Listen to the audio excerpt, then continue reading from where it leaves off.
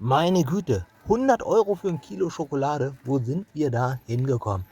Das ist, ja, billigstes Industrieproduktionsgut hier, was wir sehen. Zucker günstig, Kakao günstig, billiges Palmfett und ihr mischt das zusammen und wollt da fast 100 € fürs Kilo haben.